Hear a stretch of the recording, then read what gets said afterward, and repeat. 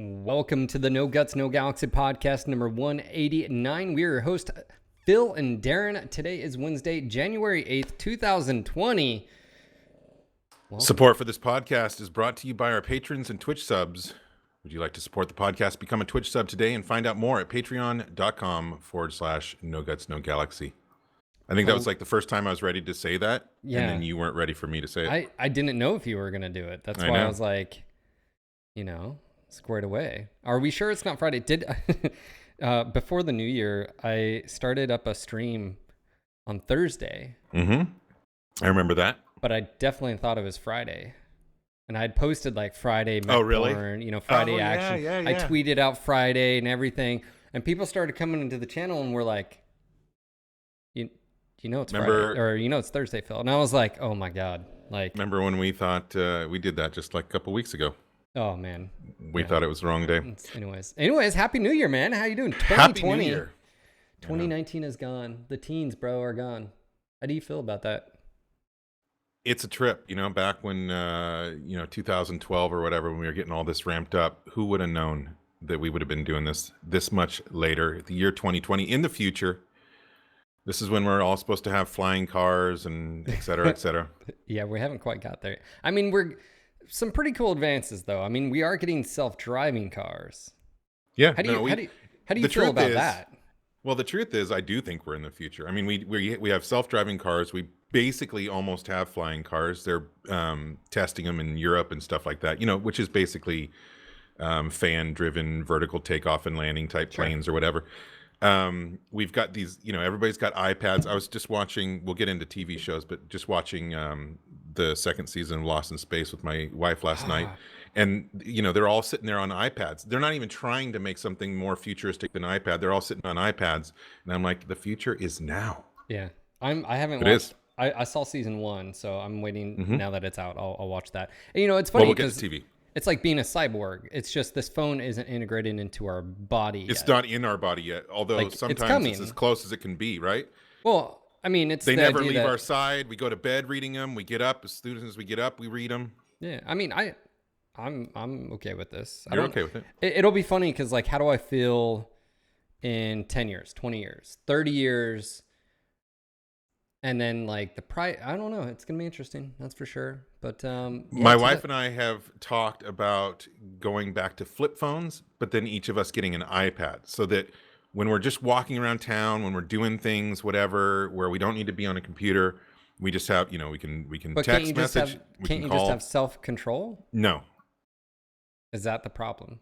It is the problem. Oh. But it's admitting that your problem. Well, then work on the problem, not the. That's too much work. It's easier to just take the. But then you're paying temptation them away twice the amount of money, and I don't.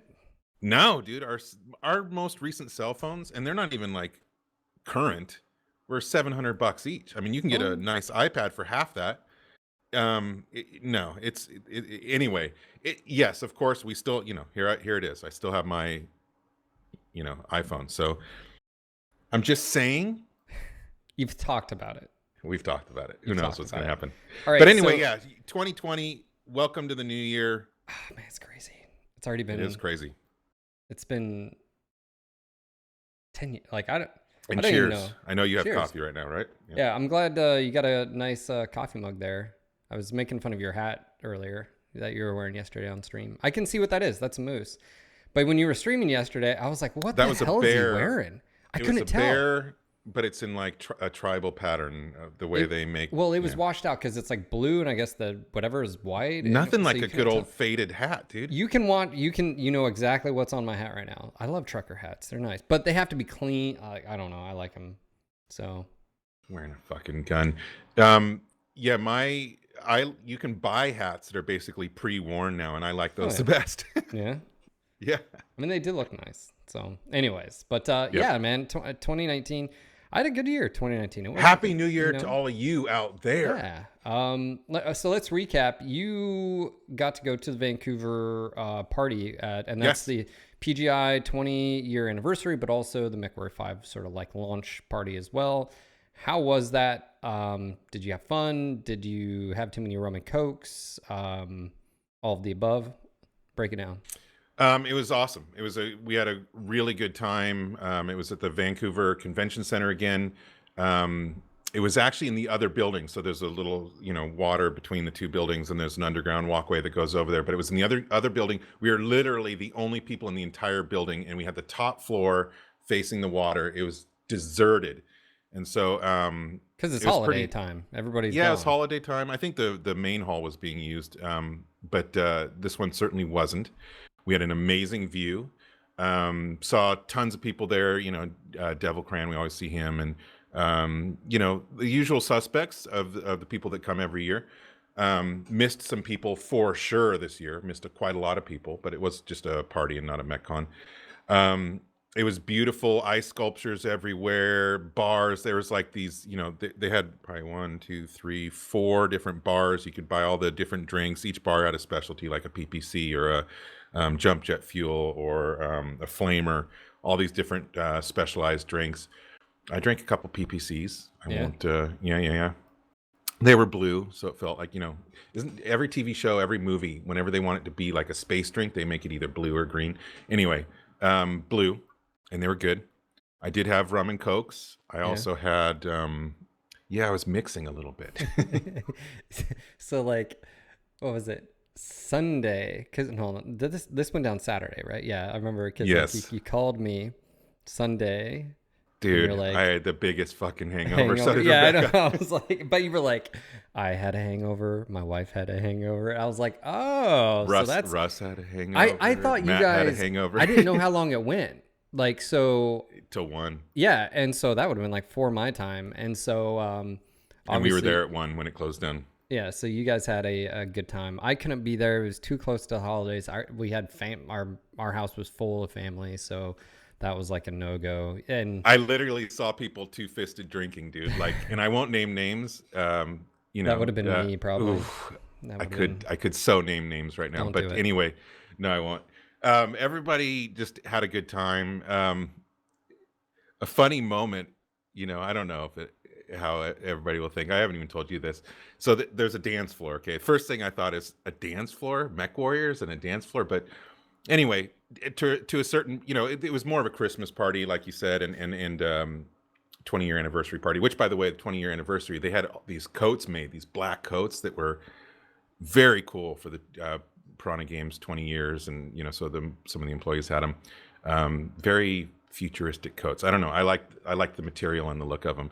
But anyway, had a dance floor. Eventually, people did start dancing, and so then finally the dance floor gets totally filled up, and people having fun, and there's a DJ, so he's spinning the dance music, and then all of a sudden, when the dance floor is as full as it's been the entire night, he starts playing a slow song, and it's what's that country song, like God Bless America or whatever? Not God Bless America. Born the USA. It's a country song, and it's something about, in fucking Canada, and it totally cleared the entire dance floor. It went from full to nobody, and we're all like, what the fuck just happened? And it turns out like somebody in the audience requested it, but it was just hilarious because here we are up in Canada, totally killed the whole dancing thing. Anyway, I posted some pictures. You saw there was ice sculpture of the king crab.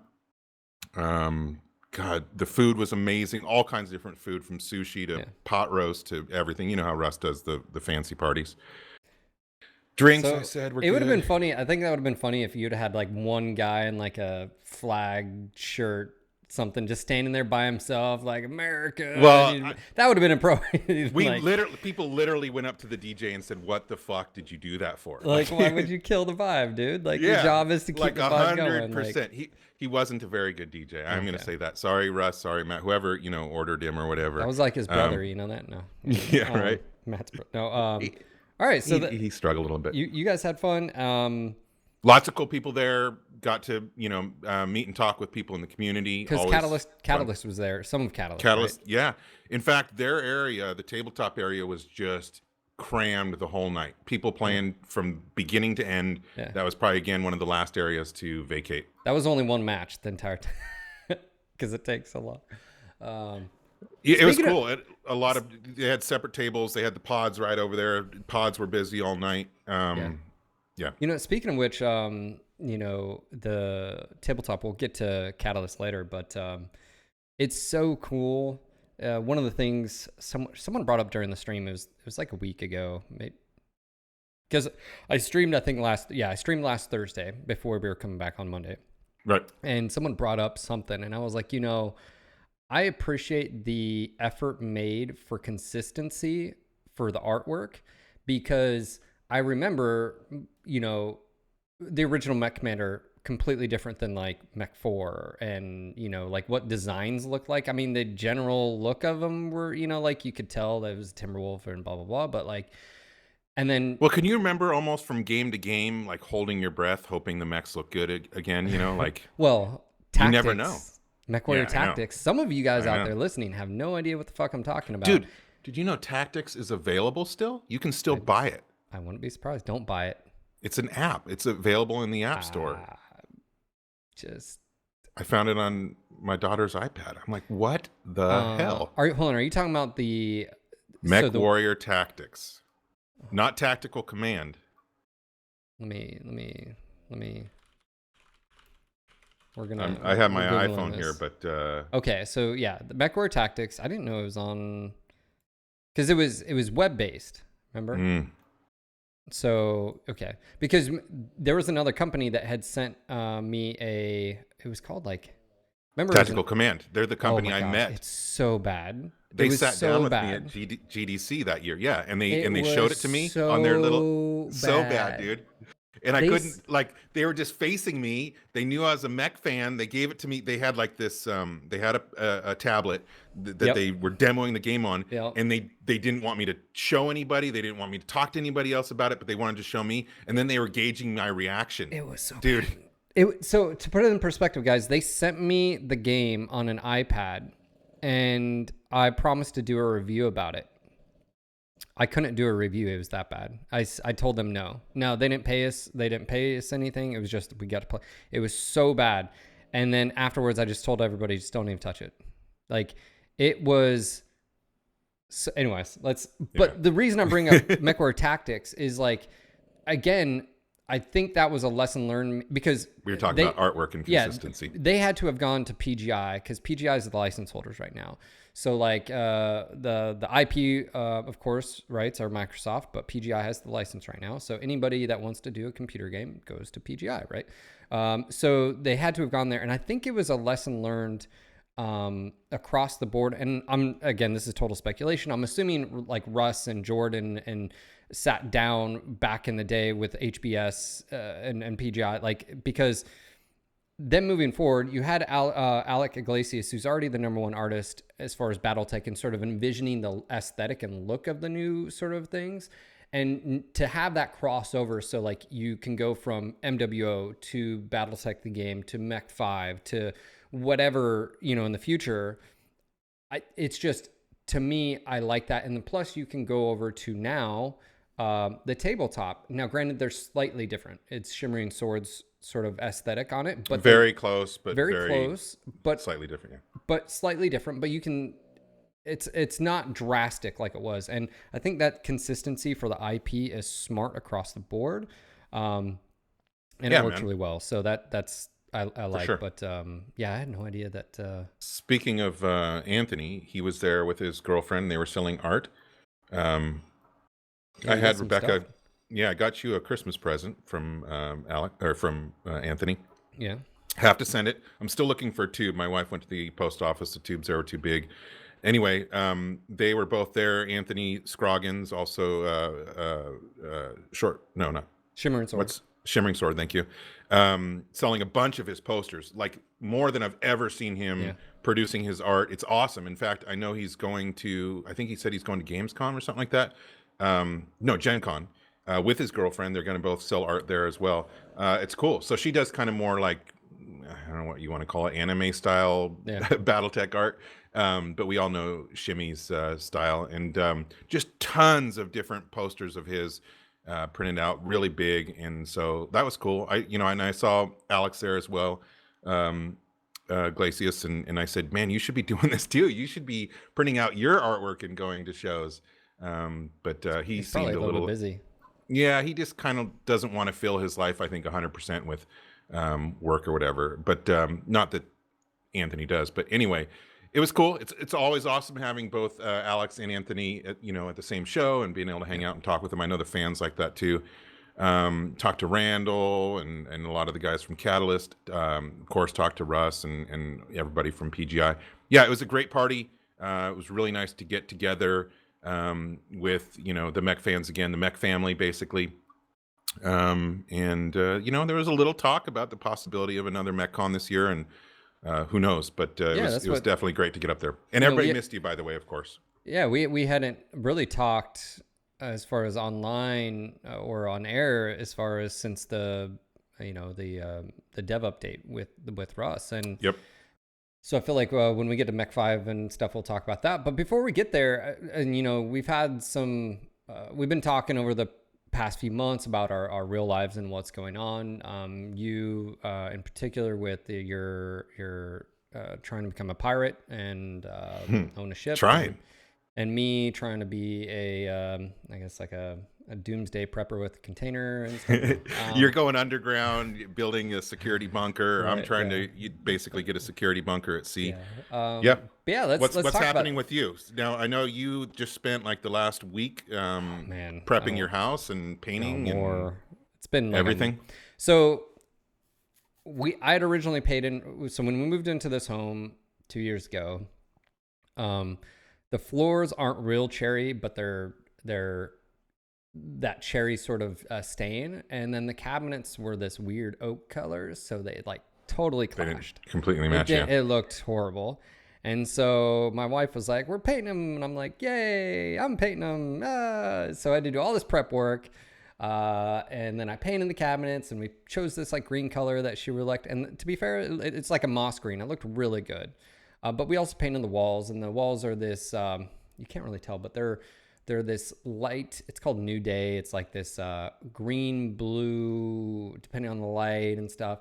Well, I can kind of see that. You're talking about the wall behind you? Yeah, and so like I can kind of see that. Our cabinets next to it, she was thinking there, and this wasn't a realtor. This was the stager. It was like, I don't know. Well, we can repaint the wall, but then it was like, where does the wall end? And then the wall went up to like our second story, and I'm like, I'm not painting the freaking wall, like all of that. And then it was like, well, the alternative. So we had like three choices: paint the wall, paint the cabinets, or just leave it. I guess I could have put my foot down and be like, we ain't doing shit. But anyways, so I repainted the cabinets to this cream color, and they look really nice. And I learned a lot of process beforehand because of the last time. So they look better, I think, but I didn't strip them all the way down. I sanded them because I actually did a really good job originally because I'd done 2 coats of primer. Then, most of them, like with this, I went from that green with a white. I had to do like minimum of 3 coats, 3, times roll, and blah, blah, blah. So, I mean, they look really good. And so I did that. Then, yeah, we've got the house that goes up on the market this Friday. We put the sign out today. We're meeting with our realtor to go look at 3 homes today. We've already looked at one.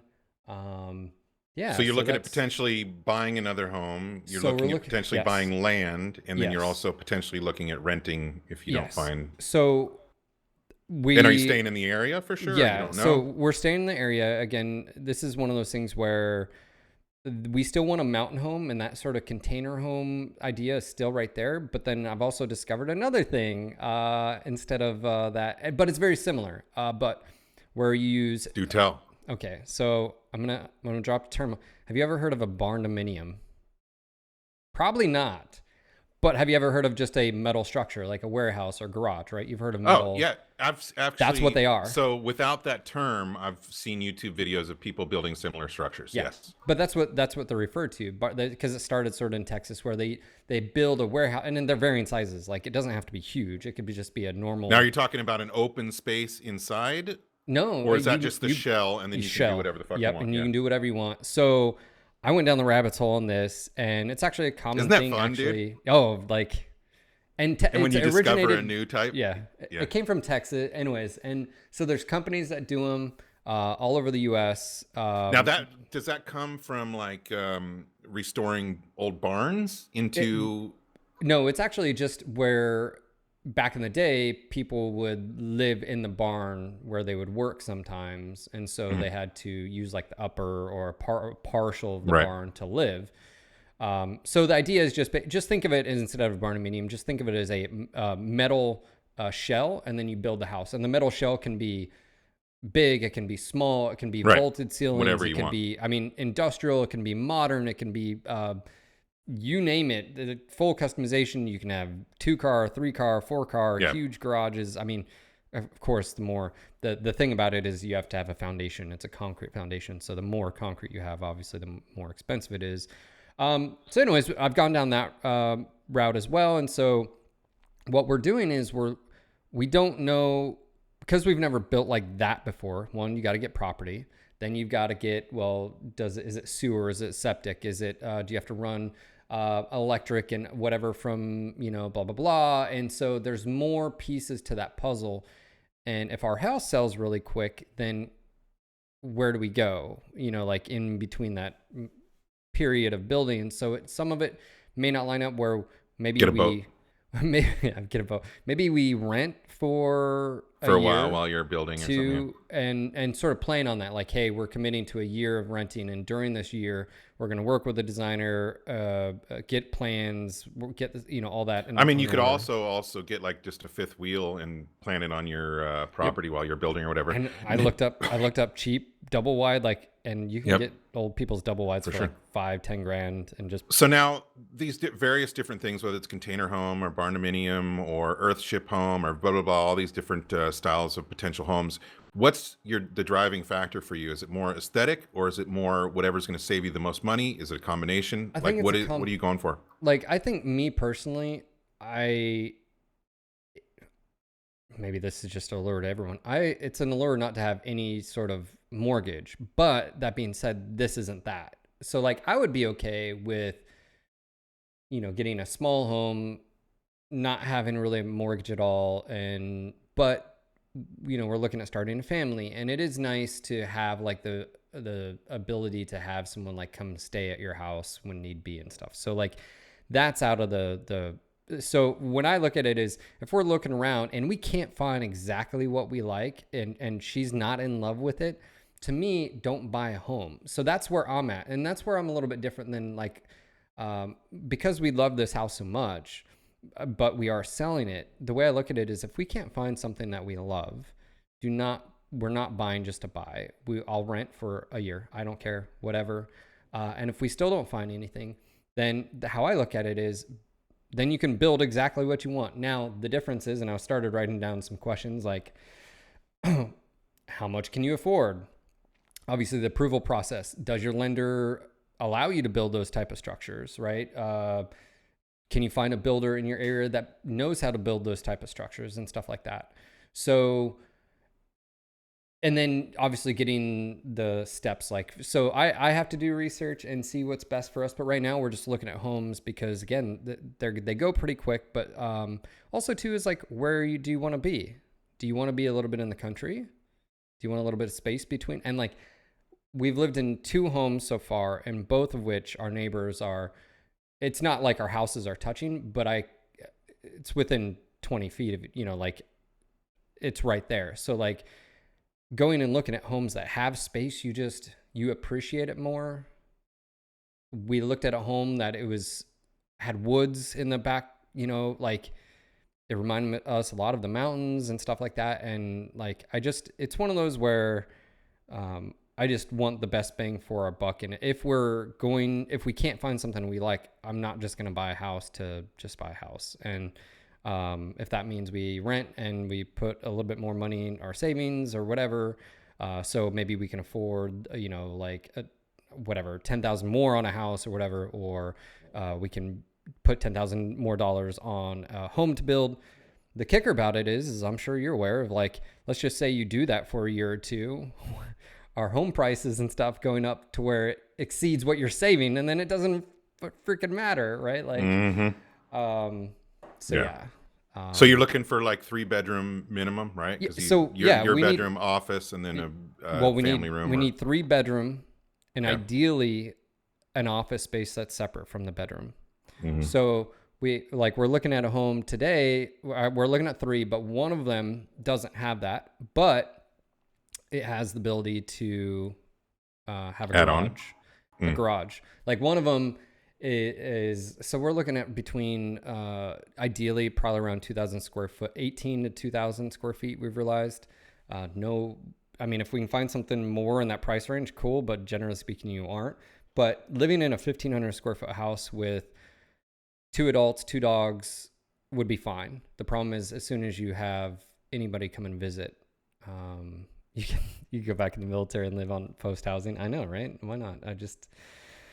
So yeah, no, it's exciting, but it's also super stressful. For me, I mentally started preparing.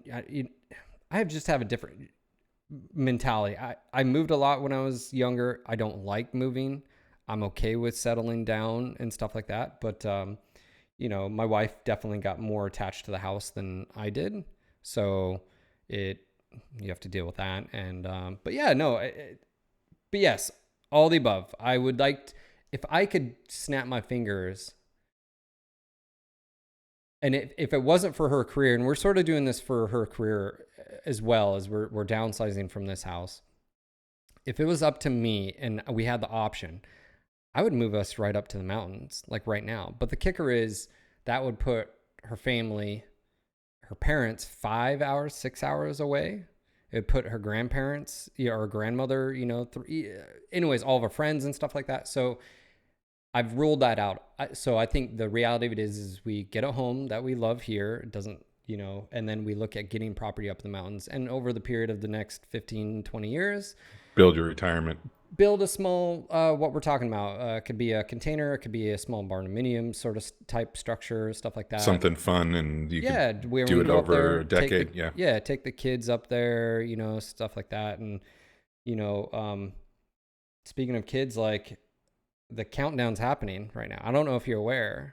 Like, I run my marathon March 7th, and we said after March 7th. So... Wait. You haven't told me this. Yeah. You guys set a date for reproducing? After March 7th, I think she's got a doctor appointment, like, April. So, yeah, I don't... it's happening. It's not far off, Daeron. I've been fighting the good fight. No, I'm excited. I get it. It's one of those, like, it's unknown. It's scary. I don't know. It's a big responsibility. It's bigger than getting married, in my opinion. Of course it is. I'm just saying, like, being married feels adult, let alone having a kid. It's even, I don't know. All I'll say, and because we were talking about it, and you've seen over the years, it absolutely changed my life, and for the better. So whatever. We weren't planning. It was a surprise for us, and ended up being a wonderful, awesome thing. But is there something to, like, I've talked to you quite a bit, and this podcast may go on a little bit longer than we anticipated, but like, I think it is. There's something to me about not owing the man, sort of the idea, not like, unfortunately we had to get rid of that Buick Encore because it was a turd, but I've never had a turd before. I've never had a lemon. And so we got the CRV, and that thing's going to last forever. Right. We've got the Chevy Volt, and it's paid off. Right. The only debt we have is the mortgage. And once, to me, that's like, I hate car payment. Like, I hate, if I didn't have to have a mortgage. Just so you know, there's nobody that loves them. But it's like it's a necessary evil to some extent. But yes, like, I don't have to have the biggest house. I don't have to have the nicest things. I don't know. Like, that allure to me of just. It's the rat race, man. Yeah. What does it mean to, like, retire, like, nowadays? Like, what does that mean? Or And do you have to have, I don't know. So maybe I'm just weird. I don't know. No, I mean, there's a trend. First of all, I think it's also a financial, a lot of trends are set by the financial status of the times or whatever, but there's certainly a trend to downsize in our country right now, whether you're talking about smaller homes, tiny homes, I mean, just fucking, YouTube it, or, just getting smaller in general, less things. The less space you have, the more space you have to buy shit to fill the space, and it's just, man, but I've been this way for 10 years. Like I completely lost my drive for having the latest and greatest shit and, having the biggest house and the nicest car and all that stuff. I think it's when you're young, and I'm not saying there's anything wrong with it. If you want to be, however anybody wants to be, it's fine. But I lost my motive more for that drive, and my drive has shifted more towards experiences. Yeah. And being with my family and being with my friends and things that have mattered more to me. Yeah. That's also a motive on getting the boat and downsizing for me. But yeah, I mean, of course, being out from under debt is huge. I mean, you can do so much more when you're not being constricted every month by huge amount of bills. And so a big part of our motive, we're kind of being driven out of our town almost by the raising house prices and rental. We got this place almost 3 years ago, and now for the same amount, the homes are significantly worse that you can rent for the same amount. Yeah. In fact, we're pretty worried about our landlord raising our rent because she totally could. The crazy thing is your rent is more than my mortgage by a significant amount. Yeah. I'm assuming. Like that's double insane. your mortgage. I don't know. No, I don't think it's double, but I mean it's more, and which is mind blowing. So yeah, and we, Rebecca and I sat down and just looked at the last 20 years of us paying rent and how much money we've just lost. I mean, different people have different perspectives, and so and some people rent so that they don't have to get a mortgage, and they're living essentially debt free or whatever. So it's all there's a million options, and everybody's got to decide what's right for them. But mine is you're just not getting a return on your investment. That's I hate I mean, we've already given this landlord so much money, and I just think if that could have gone into something that we owned. Yeah. How much better that would feel. We have nothing to show for 20 years of rent other than we had a roof over our heads. That's why you've been looking at the boat situation. Yeah, which is changing. And recently, you've got a very strong possibility of it happening, and you're happy with that, right? Well, it's funny because it was a boat that my wife and I saw like 3 years ago when we first moved here. We kind of just saw it peripherally, didn't really pay attention to it. A big, really nice boat, and we remembered it because of the name of the boat. It was very specific. And so then a year later, 2 years later, we met some people, and we were sitting on their boat. They live on a big trawler, 46-foot trawler, and we're sitting there talking, and they go, "Oh, you know what? There's this boat that our friends own that is for sale." And they started describing it, and I'm like, "Oh my God, they're talking about this boat that I already knew." And sure enough, they knew the current owners and they knew the previous owners. So our friends are super attached to this boat, have been for 6 years, 7 years. So they know it inside and out, and they know the owners real well. And so basically, the owners contacted them last week and said that they're dropping the price significantly if we want it, because we're going through their friends, we're not going to use a broker for it. So basically we have a huge opportunity here to do it. So that's awesome. More than ever, it feels like it's going to be a possibility. So it's crazy. I'm nervous. I'm excited. You're talking about how your wife has it's harder for her to leave the house. I mean, we live in an amazing house, and when you have a kid, we live in an amazing neighborhood with an amazing yard, and so the stuff, you get nervous about leaving something that's secure and that and that's safe or whatever. And so I've got a lot of excitement, but I've got a lot of nervousness as well. So a lot of potential over the next few months. I don't know where we're going to live this summer, which is exciting. Yeah. It's an adventure. Crazy. And that's what I tried to tell Danielle is like, it's like, yeah, this is an ideal or whatever, but we have to make these changes, and everything's going to be fine. And a year from now, we're going to be looking, like, and again, that's sort of like where the pressure, I guess, is a little bit different too. I mean, technically you guys could find a place to rent, but you're going to have to, like if she did up the rent for you guys, you're probably going to have to move. Right. So, but then again, you're going to make it work. It just, that well, would here's suck, the beauty right? of a boat. Everywhere we want to live is right on the coast. We love the ocean. Rebecca and I have both grown up with the ocean, and we know that we can't leave the ocean. And so, anyway, with a boat, we can live anywhere pretty much. Yeah. Now, with this one, are you staying, is it local? Like, are you able to stay there in the harbor and all that? And Yep. So what we're probably going to do is anchor up for this summer, which means we'll be not in a marina, but we'll be anchored, around different ports in the area, but all within, super close location to where we are right now. And then that way she can still go to school and so forth. Yeah.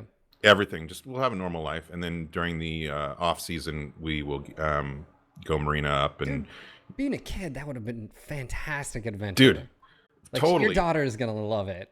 Up here in the Pacific Northwest, it's a cruiser's paradise. There's all the fucking islands, the San Juans, and Vancouver Island, and there's just a million islands. The inner passage up to Alaska, it's fucking crazy. You got orcas, and you got gray whales, and you've got just all kinds of wildlife, bald eagles everywhere, bears, and so that's pretty much what it is. Is me realizing if I always put this shit off, which I've had these dreams for a long time of wanting to do it, but if I put it off, I'm just gonna fucking die and never do it, so it's like kind of my attitude right now is just do it. It's balancing that unknown anxiety and then just like you gotta just kick it and push it down and be like, it's gonna be all right, we're gonna do it. I've always been this way. Like, I jump off the deep end and I just fucking figure out my way. That's the way I've been since I was my 20 years old or whatever. So but I know enough people that are doing it that I can I have tons of help, and tons of help. It's a common thing. When you told me about it, like, I had seen stuff, especially like some of the shows where especially in the UK, there's a lot of people that buy the boats. They're not that type of boat. They're all over. Yeah, and they're the channel and boats. You see them more and more, and it totally makes sense. So I mean, it's similar to as just I would we're gonna totally have be you down. Out here, dude. It's gonna be fun. We're gonna have you out here if we get it, and we're gonna go cruising. We're gonna make a video. It's a 54-foot trawler. It's a fucking awesome boat, and I want to own her so bad. Like, I literally, dude, at night I sit down and I look at pictures of her like it's porn, and I just sit there. You look at boat porn? Dude, I totally do. And you know what? The funny thing is, I was connecting my desire for living on a boat to sci-fi. Like, I think it probably started when I was a kid. I mean, I grew up in a coastal town, but the Millennium Falcon, the Enterprise or whatever, being a part of a boat, it's your spaceship, or a crew. Yeah, it's basically going to be my spaceship, and it is going to be for my daughter too. Yeah. And we're just going to have fucking adventures. Name her Firefly. Yeah, I mean, totally, dude. Firefly, it's the same idea, and it's a beautiful boat, and we're gonna do it. And if it works for us, then awesome. We have an awesome boat, and we're good. And if it doesn't, we just do you have to get another place in a few years. Do you have to get your captain's license or like all that stuff? Yep. Yeah. I'm gonna become a captain, dude. Can't you see me selling fish sticks or something like that? I don't know. I can. I can see it. Yeah, dude. So, I mean, I think this year is going to be crazy. Obviously, it's going to be a pretty big year for both of us. So we're going to see how the living we're gonna land on our feet. It shouldn't affect the streaming and stuff. I mean, but it's one of those things where we definitely have stuff going on us right now because we're listening again. It goes live on Friday, and people coming in. I told the realtor, I was like, look, from until 5:36 p.m. I'm streaming. There's no showings that are going to happen. So it was, we're hoping we get as much interest as last time because last time was pretty insane. I don't think it'll be that crazy, but it sold pretty quick, huh? Yeah. So okay, so all right. So houses. I just saw. Let's be quick about shows. Long podcast. Yeah, let's talk about shows just really quick. Just say it. Okay. I've watched Mandalorian. I marathoned it yesterday. And I'm going to have to watch it again. So you literally watched one through the end yesterday? Yeah. Wow. I'm going to have to watch it all again because Danny watched the first episode and then she had to go to bed. So I marathoned it. She's in love, Baby Yoda. I liked it. It was awesome. Yeah. Go watch it. We got the 7-day trial so we can cancel it if we need. But I don't, because it's not like they're going to have as much content like Netflix or whatever, there's new stuff coming out all the time. So I don't know if it's worth having like a year membership. Having a kid, it's totally worth it. Maybe. Every movie we look up is on fucking Disney Plus that we want to watch with our daughter or whatever. So yeah, it depends. Maybe. We found Disney Plus to be super high value for us. But anyway, yeah, Mandalorian, we liked it too. I mean, it was Disney, but you know, the original Star Wars was kind of Disney, right? With Ewoks and shit. It wasn't. What's cool about it is it's a different part of the universe, and I would even say, I mean, it reminds me a lot of like Rogue One, and as far as that sense, obviously it's not movie production. It's different, right? It's episodic, right? So I liked it. I don't know anything about the novels and stuff like that, like Mandalorians and stuff, you know, but it does a good job explaining what that is. Yeah, it was fun. So liked it. I need to watch Lost in Space season 2. That's on my docket. Good so far. Yeah, it's funny. I remember when it was coming out, you were like, "Ah, oh, damn it! I hate when they remake it. It's probably gonna be shit." And then I watched it, and I was like, "No, it's pretty good." And then you watch it. Well, you know what that was based on was the movie they did a remake of with Joey from Friends. Yeah. Witcher. Didn't like that. Did you watch Witcher? Witcher. Haven't watched it yet. That's that's next on our list. Good. We're trying to focus on a show and get through them, rather than watching 10 shows and never getting through it. Yeah. Witcher, liked it. Looks good. You know what's funny is I haven't played any of the games, so dude, I know. I'm telling you, Witcher 3 is so worth it. Right? I mean, I'm just like Titanfall 2, Witcher 3 is worth it. I picked up Titanfall 2, by the way. It was on sale on Origin for $4.99, and I heard the storyline was fantastic. So I picked it up. I haven't played it yet. What any movies, anything? The new Star Wars. Haven't seen it yet. Speaking of which, I liked it. So yeah. I would be willing to go see it again. Yeah. Well, come on out. I think that works. So my wife just took me to see Knives Out. What's that probably know nothing about that. It's with Daniel Craig, James Bond actor, and it's like a whodunit murder mystery movie. Oh, okay. It was fun. It's not sci-fi fantasy or anything like that, but it was a fun old-timey whodunit type movie. Okay, well, is there anything else so we can move into the mech stuff now? TV, movies, books. Can't think of anything of interest I still right haven't finished book 3 or book 4 of... Did you slow down? No, well, yeah, but she put the book up because we're packing and moving stuff around. So, like, we haven't touched my office. We really... because I still have to stream and all that, but like... it'll be the last place to go. I have no idea where the book is. It's disappeared. So there's that. So I will finish, that eventually. So let's talk about mechs. Dude, it came out. We've had time. We had the dev update. One of the things I want to talk about from our perspective is like how streaming has been. How's the co-op been? And then sort of like, does that play in? I've liked the ability to have co-op. I really did. I don't mind having AI lance mates, but there is something nice about having other people, especially from a difficulty level. I want to see more from the co-op. I'll say I love, well, first of all, so I'm reputation level 15 in my solo campaign. So however, but I'm not done with the campaign, and in fact, I'm stuck on a mission, one that I can't complete yet. And so. But I'm loving the single player.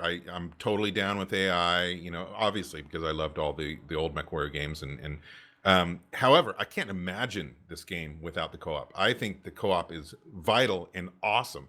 What I'm seeing a lot of people do now, I'm doing my single player campaign intentionally single player, so I'm not going to bring people in there too. But a lot of people are, and a lot of people are basically murking themselves out to help other people finish missions. Sure. And then also, because what I did is basically started a second campaign in Iron Man that I'm running. That's what I was streaming last night, doing co-op, and that's a total blast. It's cool because you get different pilots in there, and I'm still kind of learning things with the game. Every once in a while, it's funny. Somebody will point something out, and I'm like, I didn't even know that.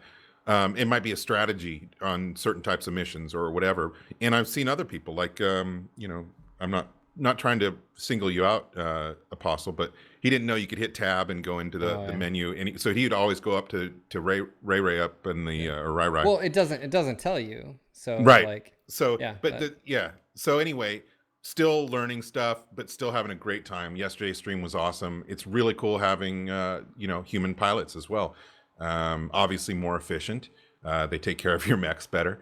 Yeah. I guess I want more. I see a vision of a co-op because like think outside the box. Like it doesn't have to be campaign. It could just be like a mode, like something like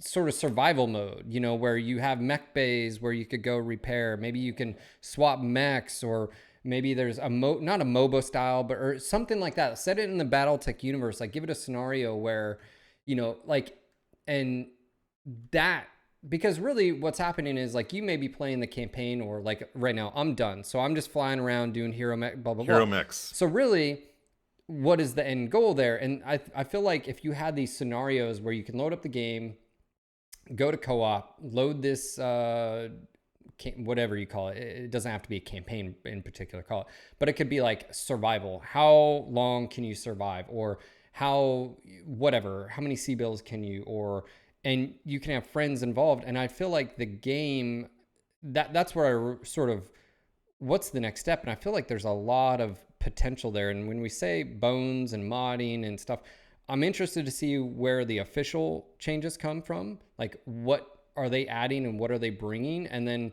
what happens on top of that? Like what are the modders going to do and then take that? Like the systems, right? Like Russ talked about the story. He was open. I think it was very nice to see the candidate. He basically said, you know, we're not very good at storytelling. We still need to work on that.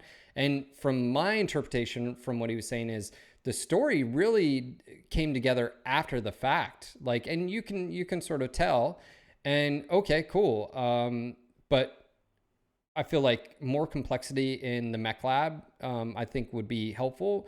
And I feel like, from the official side of things, you need to be able to tell whether a mech has Indo or Pharaoh and what kind of engine it has.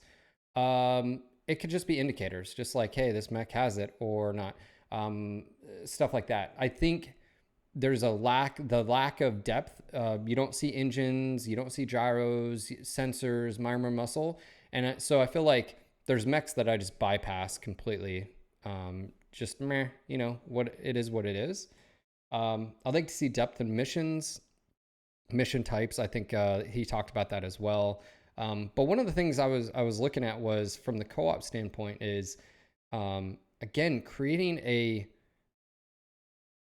fun where you just hop on and you like the mech combat, and you have different roles. Like, hey, I've got Daeron on; he's going to be the tank. Okay, well, what does that mean, or stuff like that? What is it?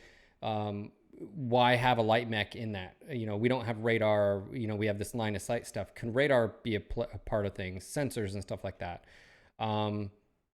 That's where I feel like the expansion, because really at the heart, I always ask people, if you take away the weapons, what are actions that are separate an assault from a light? Right? The movement speed, how much armor shot, basically damage they can take or whatever. So like, what can you add to the game that creates opportunities or actions that these mechs can do or don't?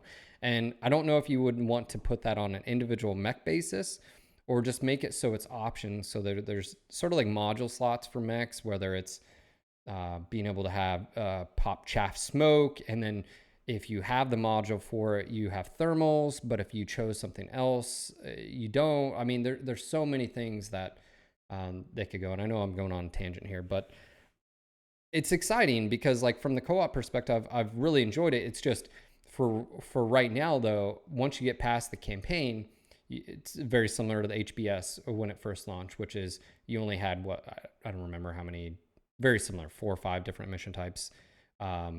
The biomes. The nice thing with Mech 5, though, is the biomes may be the same as far as the ones that we have, but the maps are always different as far as like the layout and, as you know, like how things are set up. So that's actually really nice. Yeah, and even with that, though, okay, so first of all, to kind of recap with what you said, my opinion on that, I think the replayability is good. So like me starting the campaign over and running co-op versus my solo campaign has been fun, and I can see redoing that and challenging myself in different ways. And I heard you saying you are thinking about rerunning it with lights and mediums only. I think there's a lot of ways you can self-impose challenges, and have fun. And so, like, if this campaign I'm running right now, co-op, fails or whatever, we I'm just going to restart again, and it's the ongoing adventures of bombardiers, or whatever, and I'm liking that. Now, this is coming from a guy who literally replayed MechWarrior 4 same campaign over and over and over, 30 times over the last 20 years or whatever, or more. And so I can do that, and I have fun with it still. I just think, I want to do it a little bit better this time or whatever. So I'm digging that. But now, of course, when we talk about possibilities of new stuff, whether it be officially or via mods, I'm absolutely 100% down with it. Super excited about it. In fact, and you're just saying, like, the biomes and the look or whatever. There's already a mod out there that gives it more of a kind of a darker, grittier, reshade mod, which I've always loved those. I was a huge Fallout 4 player and a million billion mods for that game, and I've often loved reshades. And so already, without the mod tools being out there, people are throwing out, I don't know what there's 10 mods or something. Go to Nexus mods for MechWarrior 5, but I'm excited about what we're going to see, and I am going to try that one. And I think there was one other mod that I wanted to. Mod. Yeah, there's a spawn. And the spawn one I want to try. Yeah. So those are two that I'm interested right now, and that's just after a couple weeks of release, and so I'm interested where that goes. Absolutely, I want to know from Russ. What are we talking about as far as DLC time frame? Well, not only DLC. What are your patch? What are you guys envisioning? Because one of the things on the dev update, which was like, the map right now, it literally goes in clockwise as far as the difficulty rep level, where I think it'd be cool. And there's so much dead space, especially later on, like in Outworlds of the Lyran Commonwealth and Fed Suns, and then later the Federated Commonwealth. And one of the things I think would be really cool is that there's a I can't even say it. I'm totally tongue-tied right now. It's okay. Think of an alternative. Different reps levels, 1 through proficiency. Proficiency or that word. So that's I can't even say the word. But that there's 1 through 15 rep levels all over. Not just because right now you only get 15s at the top of Rossalhog and the Draconian space in your whereas it'd be nice to have that everywhere so you could go to different pockets. Also, the quests I think are great. I want to expand it on that. To me, it's like the kicker right now is if you're playing, you are going to start feeling you are going to start feeling repetitive because there's only X amount of type of missions and the same thing. So like, I think if and this happened with HBS too, the difference being is HBS, you would see the exact same maps over and over and over again too. Whereas this, at least the maps change and where they spawn and stuff like that. So I'm interested to see from the official standpoint, and then I'm also interested to see what the mod side of things go. Well, it's almost like there's double duty, like there's two teams essentially working on updating and bringing new stuff to Mech. That's the devs and the modders. So that's where that's exciting. Yeah, it's exciting, but that's where I feel strongly where developers have to realize that the mod scene, you're in the situation where folk definitely put more an effort towards tools and what the community needs to be able to create all that stuff.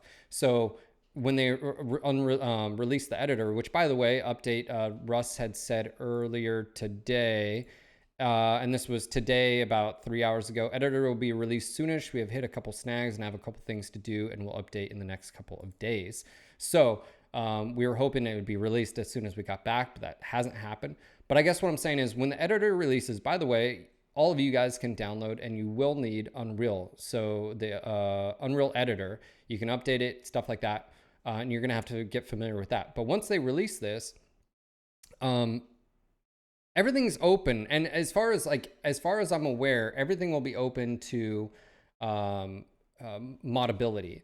And so what I'm interested is like, people have talked about the story, and Russ even talked about the story. Are we going to see someone redo that sort of cinematic? Because someone was talking about on stream as far as like the HBS cinematic, the 2D sort of artwork that was done versus like PGI tried to use in-game cinematics to at the very beginning with the father son thing, and then later on all the interactions with the story had that sort of 2D cinematic thing, and I think that did a really good job as far as storytelling. And I'm wondering if we can add that type of thing. Is someone going to do that? Is someone going to work with an artist and redo the original story, or are they going to just focus on their own thing? There's so many things. Yes, to all of that. You know, like I feel like some people will try and come in and update or improve some existing things, and I think people will come in and try and just recreate, like, why, you know, do that storyline again when we could just make up our own. I think you'll see people that do simple updates and changes, and I think you'll see some people that get together and freaking do voice acting and, you know, and it's gonna be maybe everything. 2D illustration, whatever. Yeah, I think we're going to see a gamut of different types of mods. Yeah, And I'm excited. You know, like I said, we have what, 10 or 12 mods out right now, and the tools aren't even out. So Yeah, I can't wait till the and tools are available. distribution's going to be a little bit different too. Next, so what I'm looking at is I feel like, and of course we're on the outside here. PGI is obviously going to focus on like official patches, like fixing bugs, adding features, stuff like that. Right. And then on the other side, they're also going to be working on whatever DLC. And that's something that, you know, we don't know. Obviously, Russ and then we'll talk about. There will be free content that comes with patches, and then there will probably be paid DLC. Well, what does that paid DLC come in the form of? Well, we have a pretty good idea as far as like HBS and how they did DLC, right? Some of it comes to mechs, and then some of it comes to the type of stuff. But the majority of what comes out in those patches is still available for the main product. You just don't get all those bonuses, right? But I feel like that's where the community can really take, whether you have someone that does sort of a Living Legends, or again, my imagination, I feel like we need take it even further. Really, I think the only driving factor, the limiting factor will be imagination to things, like, and evolving and taking what you feel is Battletech, because it's so personal. Everybody has got, I've got my idea of what we're going to do with our Mech Commander project, and like in my head, this is, you know, blah blah blah. So I'm looking forward to it. It'll be interesting to see what kind of time frame they're looking as far as patch schedule, and then also release, you know, because generally speaking, right, you play the game, and right now, repetitive nature or not, when will the next patch happen? And then that comes out, how much does it change? Does it help with that repetition and sort of, you know, replayability? But yeah, I mean, again, the foundation's there. I'm interested to see what they're thinking, and then what the community does as well once the tools come out. And I don't know, from a developer standpoint, if your mod scene takes off and they're like, hey, we got it, you know, and they're doing amazing things, I feel like you're in a good position to basically say, well, what do you need from us? Because there may be stuff that's locked that they don't have access to. And from my understanding, that would have to do with the reliability of the client. As far as everything else, I think it's open. Mechs are open. Vehicles are open. I think someone's going to mod in infantry. I think people are going to mod in aerospace. I think there's going to be people that allow mod to where you can pilot those things. I think there's going to be someone who mods in. Oh, dude, you know, we're going to, yeah, and you know, we're going to be running around in tanks. It's only a matter of time when the tools come out, you know? Yeah. Who doesn't want to be in an SRM-60 tank, right? I feel like that's where yeah. So sky's the limit, dude. And I'm very optimistic. You know, we talk about me being optimistic and pessimistic versus you or whatever.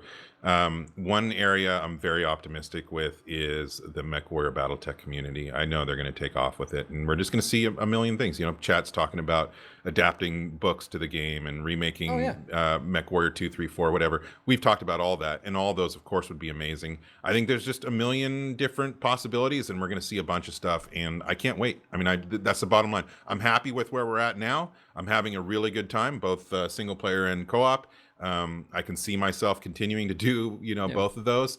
But the more stuff that comes out, even if it's just reshaders and things, everything that comes out, I love, because it changes a game that I'm already enjoying a little bit and gives me a different experience. So there's different economies in the game already. There's the salvage economy, right? There's the pilot management economy. There's the obviously gameplay economy. And I feel like that's where a lot of the small changes, like for instance, pilots, they actually have a pretty good system right now. And I don't know why that can be expanded. What I mean by that is they already have it where energy, missile, and ballistic weapons. Well, if they already have that, expanding on it to where you could say, oh, okay, this is, he uses large pulse lasers. So now he gets a bonus towards that. Right. The kicker would be, is there any UI changes that would have to be added or adjusted, or where you can then choose their specialties? Well, then you're talking about adding a new system, right? And UI changes, which I don't see why not. But those are the type of things when people look at mods like, oh yeah, that's simple, easy. Well, it's a little bit more in depth to that as well. So any time of modding can be challenging, but obviously they'll be overcome. Yeah, that depth there. They have stuff like damage reduction and those type. Well, to me, again, I feel like the quirk system, sort of what HBS was doing. And I also want to challenge, again, modders, think outside the box. Just because it hasn't been done in previous MechWarrior games or battle, whatever, look at the game and can you come up with ideas that maybe break the mold and update things and bring it to, and I've talked a lot about this, hit locations. Hit locations are great in the tabletop. But when you lose an arm on a Centurion or any other mech, or it's detrimental. Right now, it's detrimental having weapons and arms. The only benefit you have is the added flexibility of movement. And sometimes it's not even very good movement because you don't have lower arm actuators. To me... Yeah. So we may... Well, no, to me, what that means is either you have to up. It makes sense in the tabletop why arms have or legs have less or whatever armor compared to other locations. Well, in a pinpoint environment, it doesn't, right? And especially with on how the AI, by the way, how they work is when you have they have lethality settings. So like once you start taking damage on a certain location, they go after that. Well, guess what takes a lot of damage sometimes? Your arms. Right? It's like the Centurion. Raise your hand, how many times did you lose that armor on the Centurion? Right? Yeah. But that's part of the economy. You just got to buy another AC-10 or whatever. Well, because then the Centurion gets sold because you never take that. You'd rather have the Hunchback. No, but I do. I still do take. Number one, there's times where you're just forced to take whatever mechs you have at the beginning usually. But also, there are benefits to arms. How many times have you swung your arm up real quick to get that VTOL that was flying over you? Or What I'm saying is I think the armor values and the amount of protection needs to be adjusted based on we're not in a tabletop. I get what you're saying. Like even if you I love the component aspect of MechWarrior. But why? And that's where I feel like ask the question of why do hit locations matter, and why do crits matter? Why do ammo explosions matter? Because you have to pay attention. It's not just shooting center mass. It's paying attention to what you're shooting. It's looking at the enemies. No, and that's fine. But ask those questions, and then can you take the answers and mold them in a new way that hasn't been done before and props things up? That's what I'm saying. You're not saying you have the answer. You're just wondering if there is something exactly. Better. Is there a better way or a different way or an updated way to look at it? That's all. Yeah, maybe. Who knows? That's what I'm challenging people out there to do, because that's what I'm going to be doing, right? So don't change my fucking MechWarrior, man. Hey, guess what? Some people are going to want basically Rogue Tech, but for Mech 5. And Absolutely. That's perfectly acceptable, and that's okay. Everything is okay, and that's the point. That's the thing, the beauty of mods, dude. Like I said, Fallout 4, you think I used every fucking mod? No, I probably used 10% of the mods that were available. I found the ones that I liked and used them in my game, and that's what everybody can do. So I totally agree. Think outside the box, try new things. That's how sometimes you make amazing discoveries by just fucking trying something different. Yeah. Man, this has been going on for a while. Obviously, another question. Well, let's not skip. You're not leaving MechWarrior 5 yet. Yeah. I think Mech 5 is awesome. Obviously, we're going to be sitting down again with Russ. We're going to do more dev updates. We're going to be bringing people in for sure on the podcast. We'd like to sit down with, Alec Garden, Alec Iglesias, talk to UI guys. And the cool thing is, once the mod tools come out, again, I feel like they're in a great position to be facilitators of information of like, hey, this is why we did this, the reason we did, or hey, this is the pipeline and here's documentation, or helping. I feel like it's a master sort of, relationship that can happen and boom, go from there. I think it's been solid. So, Alex. Whatever. Alec is. Anyway, yes, totally agree. We're going to have everybody on. We're going to talk about different specifics, whether it's audio, visual, game design, map design, all that stuff. We're going to get as many people from PGI on the podcast the upcoming weeks as we can. We'll let you guys know ahead of time. With us. We'll make a post like, hey, we're having Russ on, or we're having, give us Alex, some question ideas. Whoever. I'm just gonna do that from now on, just to. Yeah, so we'll have more MechWarrior 5 coming with more specifics. But let's move on to. Let's talk about MWO. MWO. Well, first thing is right now, if you're playing MWO, there is the All the Things sale and event. It goes on till January 14th. I don't know if everything's on sale, but a lot of stuff is on sale. So be sure to check that out. I miss it. I think we were just talking about that this morning. Me and Daeron have talked about it. I know we've had multiple people ask, like, hey, are you going to be playing it? Obviously, Mech 5 came out. We want to give as much time and effort towards that. So I think what we're going to do is set aside a day or two where we have MWO still, because I like PvP. Yeah, that's never going away. I love the game. It's still, so I feel like either we continue to do maybe Masters Challenge, or we just do like solo drops and we just keep going from there. Or so both. I feel like, yeah. So I was saying this to somebody last night in my stream. I feel like sometimes people get the idea in their head that can only be one. You can only like MechWarrior 5. You can only like MechWarrior Online. You can only like Battletech. Like I said, I've said multiple times, we're in a golden era, golden age of Battletech and MechWarrior. We don't have to like just one. We can like them all. And, I'd like to see us incorporate some more Battletech into what we're doing as well. So who knows? I think they're all great games and they all have something about them that I love and want to remain connected to. I'm not going to just limit myself to one of the games. I'm going to enjoy the moment of Battletech and MechWarrior. Yeah, and speaking of Battletech, it's having a lot to play and sort of dishing out. So I think me and Daeron are going to sit down and look at the schedule. Obviously, we had like Tuesdays were Masters Challenge. So if anything, I think Tuesdays will be MWO. I think that's maybe we start that next week, and maybe Wednesday or Thursday would be something like Battletech. We both be streaming that. Let us know what you guys think. Discuss it on like our Discord. Somebody brought up except Dark Age. You don't love that? Isn't it funny how biased we are against the Dark Age? We're jaded. I was jaded. Totally, man. I'm more open to it now. I'm open to it, but I still am not buying any novel. Like I haven't even tried to get into it. I feel like I'm more open to it. I mean, you took everything we love and you killed it and shit on it. And and then you made all these curvy mechs. Whoa! Sorry. Picked up the dog and I heard. I'm sorry. Didn't mean to grab you. I was picking you up, weirdo. Sorry. She just You gonna say it? She was hopping up here. It's okay. Yeah. We just got finished house sitting or watching somebody's dog for 2 weeks. So we had a dog for 2 weeks, dude. Did I pinch you? It was fucking awesome. Yeah. So yeah, let's see. Again, it covers HBS. We still don't really know what their plans are for the next DLC. Obviously, we got heavy metal and or obviously urban urban warfare. What's and then next? Heavy metal. What are they planning in the future?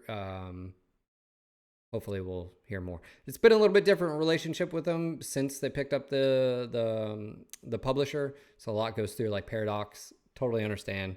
That's how things are. So We still chat with them from time to time. I'll talk to Mitch and see if there's anything we can get him on the podcast for and talk about what's happening with Battletech this year. Win a huge lotto, Darren, and we'll just have our own thing, and then we can just like fund. Are you saying we'll design our own game? Yeah, we'll buy the IP.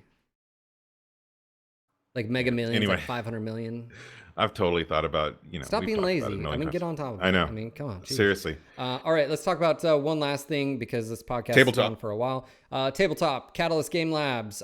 We will be having Randall on the podcast. We will let you guys know. We need to send out that email. Obviously, it was super difficult. It was impossible last month. He apologized. Yeah, we had scheduled Randall, and then it fell through.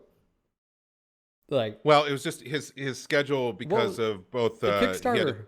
The Kickstarter, but he also had a big convention, some convention in the Mid East or back East, whatever it was, not the Middle East. But anyway, he was super busy, had the Kickstarter, but he wants to get on the podcast and talk tabletop and fiction and all that stuff. We got ghosted by Randall Bills. We did. Like Randall, we're gonna get you. We know where you live. Also, the Kickstarter updates, one of the coolest things, and shout out to Ferret because he had done something similar to this for last MechCon, which he had it's the retro style artwork poster of the new like Timberwolf Mad Cat, where it's got the entire weapon systems laid out, sort of like the Apache or like a fighter. It's got like the stuff, all the weapon systems displayed. Ferret had done one with the Viper for a Diamond Shark thing he was doing. And anyways, official, they've got the poster artwork for that. I've got a link for you guys. Where is it? Here, I'll drop a link in chat just so I think you should be able to see that. But oh yeah. Very, very cool. So the original one was very anime, or it was anime, Robotech or something, I don't know, something. Right. So again, yeah, that's pretty awesome. Cool seeing artwork like that. It's fantastic. And dude, I was in heaven at the party looking at all of Anthony's artwork. Dude, the stuff we put up with as kids, not knowing any better. Right. And we thought it was awesome. But today, it's just phenomenal. To have glasses and just nostalgia. I don't know. It is what it is. Yep. Our kids nowadays are spoiled. Absolutely. Not only in that way, but also just immediate gratification. Like just to get a new game back when I was a kid, I had to talk my mom into driving me to the, Fry's or whatever the computer store was, gaming store. Back in our day, we had hand-drawn line mechs and we were happy with Couldn't watch YouTube videos or Twitch streams to decide if the games were good. We had to, look at the screenshots on the back, hope that they were real screenshots. And you take it home and you just, all your fingers and toes crossed that the game was good. Yeah. Different era, man. Yeah, it's crazy. But man, we've talked a lot about. I feel like we can keep going. The issue is I've got. We got shit to do. Well, I have a meeting with our realtor in 26 minutes, and so we're gonna go look at houses. We had to go outside. Oh yeah. What's this outside? Right. We're gonna have the podcast next week. Stay tuned again. Same time, same place. Yep. Or normal stream tomorrow, 1 p.m. Eastern. Hopefully you guys have been enjoying the double streams. Darren and I are making an effort to make sure we do that. Obviously me being on East Coast and then him being on West Coast. Yeah, we had 7.5 hours of podcast for streaming yesterday. Yeah, it was good. So let us know what you guys think about that. with MWO, again, let us know what you guys would like to see, whether it's Masters Challenge or just general gameplay as well. And then the mod scene, like as soon as we get our hands on, trust me, you guys will know, because I'll probably disappear for a month or two while I'm diving down. No, I think with our project too, we're going to be very open and posting updates. And I've got... speaking of, we didn't really talk about it, but there's also the Mech Assault... I played the fan-made Mech Assault. I played it. Yeah? What'd you think? It all right. Like, yeah. Yeah. It definitely, well, it's out there, developers, guys. What's you it called? can download Wolf? it. Just Google fan-made Mech Assault. It's Wolf Pack or something like that, right? Lone Wolf or something. I'd have to... Something about a wolf. Let me look really quick. Impressive, especially. Let me see here. Wolves. Anyways, it's a Unity project. Wolves. It's definitely very cool. The kicker about this is what I would just, instead of making your own, just take Mech 5 and mod it, man. Like, all the work is already done. Like, why try to reinvent the wheel? Like, that's what I would do. Just saying. Anyways, I gotta get going. Daeron, are you ready? We gotta call it. Just want to say thank you again, guys. This podcast, of course, is supported by you, the viewers. Whether you come here every single day or you're new, make sure to click that follow button. Consider supporting us a variety of ways. You can click that sub button. We got awesome emotes. You're supporting this Hobbit and the Wizard over there and some puppers. You can become one of our patrons as well. Merchandise store, we can't add anything to that. We are considering... We're looking. Going back to our old store, but that's all dependent on my move too. So you're going to have to wait at least a month or two for that, where we would have new t-shirt designs. And of course, if you're going to shop on Amazon, we have an affiliate link. Please consider using it. Gives us kickbacks when you guys buy stuff. It's super, super helpful. So consider doing that. Be sure to check out our website at NoGutsNoGalaxy.net, on Twitch at NGNGTV, YouTube at NoGutsNoGalaxy TV, Twitter at NoGutsNoGalaxy, Facebook at NoGutsNoGalaxy Podcast, SoundCloud at NoGutsNoGalaxy, and for all the latest and greatest in mech porn t-shirts and mugs, be sure to check out NoGutsNoGalaxyStore.com. I can see you out of my periphery, waving your arms around. I don't know if that was in real time or not, but it was distracting me, man. What? Because I had the podcast up on the other screen. Okay. Daeron, it was a pleasure. Welcome to 2020. Likewise. Looking forward to it. Happy New Year, dude. This was your local No Guts, No Galaxy MechWarrior podcast, signing off for tonight. This is Phil. And this is Daeron. Until next time, Mech Warriors. Bye.